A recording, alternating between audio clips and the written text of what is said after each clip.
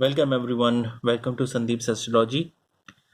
बहुत सारे लोग मेरे पास ऐसे आए जिन्होंने मुझसे ये पूछा कि उनके बच्चों की लव मैरिज होगी या अरेंज मैरिज होगी, या लव मैरिज के क्या रीजंस होते हैं, या कब अरेंज मैरिज होती है, कब लव मैरिज होती है।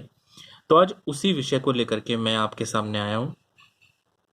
ये जो मैंने हॉरोस्कोप आपके सामने रखा है, ये एक सक्सेसफुल लव मैरिज का योग दिखाते हुए मैंने रखा है कि किस केस में लव मैरिज सक्सेसफुल होती है। ठीक है, पहली बात। दूसरी बात, ये हॉरोस्कोप के माध्यम से मैं समझा रहा हूं, लेकिन आप हथेली के माध्यम से, यानी कि you can check your things through your palm as well. तो आप अपने हस्तरेखा के माध्यम से भी यही चीज देख सकते हैं। चलिए शुरू करते हैं। देखिए, पहली बात तो ये कि ये जो हॉरोस्कोप है, ये एक व्यक्ति का है जो आए थे मेरे पास ये पूछने के लिए कि क्या उनकी जीवन में लव मैरिज होगी या नहीं होगी। और उसके बाद लव मैरिज उनकी जब हो गई तो उसके बाद उन्होंने अपनी वाइफ की भी हॉरोस्कोप ली थी, और उसके बाद बहुत आगे की कहानी भी कि संतान का योग, करियर कैसा रहेगा, फिर वो बाकी सब। तो पहली चीज के ऊपर बात करते हैं। देखिए, जो रीजंस होते हैं कि किसी के जीवन में लव मैरिज के योग कब बनते हैं, आप अपनी हॉरोस्कोप देखिए खोल के, या अपने बच्चे की हॉरोस्कोप देखिए। जो पहली कुंडली, उसमें लग्न कुंडली करके जो बन रही होगी, लग्न कुंडली में देखिए कि लग्न कुंडली में ये लग्न कुंडली होती है जहां पे जो भी नंबर लिखा हो वो नंबर आप देख लीजिए। उस लग्न कुंडली में क्या शुक्र तो नहीं बैठे हुए हैं, पहली बात। देखिए, शुक्र का संबंध यदि लग्न से होगा तो व्यक्ति का स्वभाव थोड़ा सा, ऐसा समझिए कि थोड़ा सा उसका स्वभाव में एक आर्ट के प्रति, म्यूजिक के प्रति, पेंटिंग के प्रति थोड़ा सा वो स्वभाव उनका, आर्ट लवर कह सकते हैं आप ऐसे व्यक्ति को, थोड़ा सा रोमांटिक ये लोग होते हैं, पहली बात। दूसरी बात, सातवें घर से तो शुक्र का संबंध नहीं हो रहा है, यहां पर दृष्टि संबंध बन रहा है। शुक्र जो है वो सातवें घर को देख रहे हैं, लेकिन अगर शुक्र, यही शुक्र यहां होते तो भी ये योग बनता। अच्छा, शुक्र जो है वो गृहस्थ के स्वामी है, और शुक्र ही है जो लव मैरिज के कारक भी हैं। या फिर आप ऐसे कह सकते हैं कि शुक्र का संबंध यदि राहु से बन जाए, या शुक्र का संबंध किसी ऐसे प्लैनेट से बन जाए, जैसे शनि से बन जाए, तो भी वो गुप्त प्रेम संबंध चल पाता है। तो शुक्र को बहुत जरूरी हो जाता है देखना। अच्छा, सक्सेसफुल लव मैरिज के योग के कब बनते हैं? देखिए, सातवां भाव होता है हमारी शादी का भाव। सातवें भाव का स्वामी यदि 12वें चला जाए, यानी कि सातवें भाव का स्वामी जो कि यहां बनता है बुध। बुध जैसे कि यहां 12वें घर में चला गया। अब 12वें घर में यहां पर चला तो गया, मगर 12वें घर में जाने के बाद भी वो योग पूरा नहीं होता। 12वें घर में जाने का मतलब आप अपनी मन से विवाह की तरफ अग्रसर हो जाएंगे, मगर आपको सपोर्ट कब मिलेगा? सपोर्ट तब मिलेगा जब 12वें घर के में जाने के बाद भी इस बुध के ऊपर किसी शुभ ग्रह की दृष्टि हो जाए, जो यहां हो गया। गुरु की दृष्टि इस बुध के ऊपर है, तो गुरु की दृष्टि की वजह से, तो जब ये बुध के ऊपर गुरु की दृष्टि पड़ रही है, तो गुरु एक सबसे शुभ ग्रह माने जाते हैं। इन गुरु की दृष्टि पड़ने की वजह से उस बुध को एक बल मिल गया। मतलब ये कि जो ये विवाह करना चाहते थे उसको सामाजिक सपोर्ट मिल जाएगा। गुरु मतलब इनके बड़ों का आशीर्वाद, या इनके आसपास के जो समाज है उसका सपोर्ट। इन्होंने जब शादी का प्रयास किया तो इनको इनके घर वालों का सपोर्ट, और लड़की और लड़के दोनों के घर वाले उस शादी के लिए तैयार हो गए।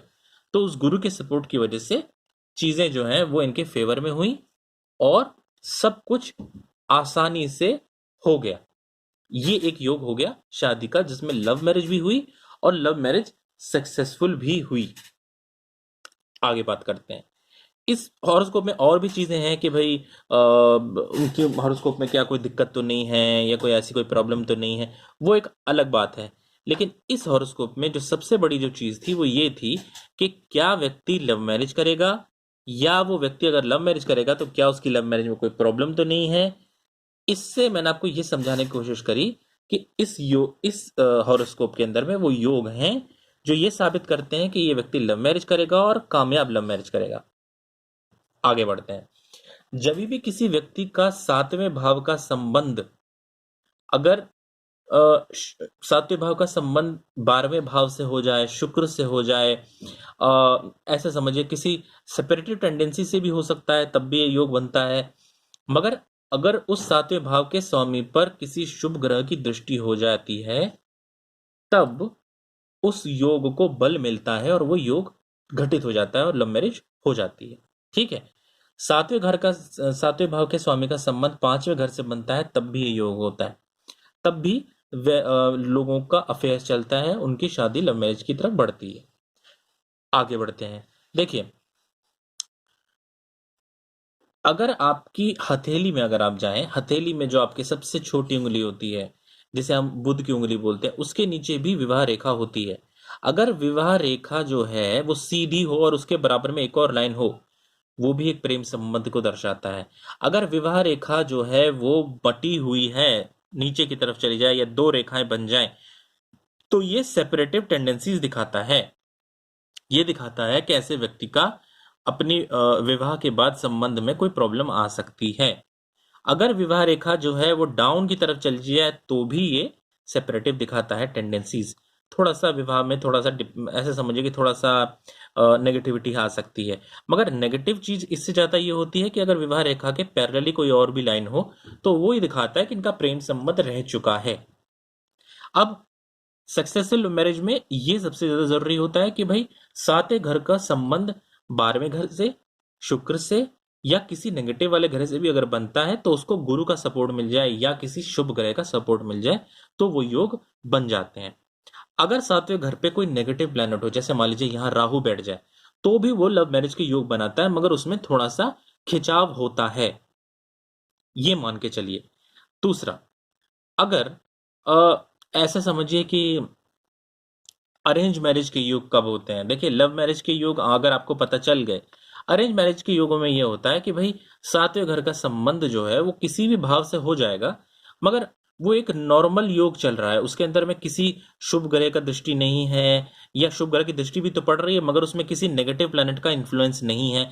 एक नॉर्मल योग है, जैसे बुध यहाँ से उठ करके यहाँ बैठ जाए और यहाँ पर सूर्य के साथ सूर्य बुध आदित्य योग बन जाए, बाकी किसी का कोई लेना देना नहीं है, वहां पे कोई और प्लैनेट कहीं पर भी हो, तो एक नॉर्मल योग चल रहा है, तो उसमें किसी और प्लेनेट का रोल नहीं है। यहां पर ये योग तब घटित होता है जब आप 12वें घर को हम एक अशुभ भाव भी मानते हैं, अपनी मनमर्जी का भाव भी मानते हैं। तो जब 6, 8, 12 में सातवें घर का स्वामी बैठता है, या उसका संबंध किसी नेगेटिव ग्रह से भी बनता है, या शुभ ग्रह की दृष्टि उस पर बाद में पड़ जाती है, तब ये योग घटित होता है। ठीक है। इस वाले केस में राहु की दृष्टि भी यहां पर पड़ रही थी, एक योग यो भी था, मगर राहु की दृष्टि से थोड़ी सी प्रॉब्लम आने के वो बनते थे आसार। लेकिन ये अलग बात है कि गुरु की दृष्टि की वजह से चीजें संतुलित हो गई। अच्छा, आगे बढ़ते हैं। तो आगे ये जानिए कि अगर किसी के जीवन में ऐसे योग आ रहे हैं और वो आ, उनके जीवन में प्रॉब्लम्स हैं उसकी वजह से, तो अगर आपके जीवन में प्रॉब्लम्स हैं, आप लव मैरिज करना चाहते हैं और आपकी लव मैरिज नहीं हो रही है, पहले तो ये देखिए कि क्या आपके सातवें घर के स्वामी की स्थिति क्या है, क्या गुरु की दृष्टि या किसी शुभ ग्रह की दृष्टि उस पर पड़ भी रही है या नहीं। अगर आप ये नहीं जान पा रहे हैं तो किसी योग्य ज्योतिषी से जरूर मिलिए, ताकि ये चीज आपको पता चले। दूसरा, हाथ की योग देखिए, हाथ के अंदर में क्या ये योग बनते हैं नहीं बनते। तीसरा, शुक्र की स्थिति देखिए, अगर शुक्र जो है वो पाप ग्रहों से युक्त है या शुभ ग्रहों से युक्त है, या शुभ शुक्र जो है अस्त तो नहीं है, नेगेटिव तो नहीं है, अगर वो नेगेटिव है, अस्त है या वीक है, तब आपको धोखा दिलवा सकता है, आपको उसका फायदा नहीं होगा, आपको लाइफ में ज्यादा प्रॉब्लम्स आ सकती है, क्योंकि दाम्पत्य सुख का स्वामी शुक्र ही होता है। चलिए, आज के टॉपिक को यहीं पर रोकते हैं। आगे कुछ और आपको ऐसा लगता हो जिसके बारे में मुझे बात करनी चाहिए तो मुझे बताइएगा। आपके सामने मैं और भी हॉरोस्कोप्स लेके आऊंगा, ताकि आपको पता चले लाइफ में प्रैक्टिकल ऐसी कौन से योग होते हैं जो घटित होते हैं, और ऐसे कौन सी चीजें हैं जिसके बारे में आपको मालूम होना चाहिए। Thank you so much for watching Sandeep astrology.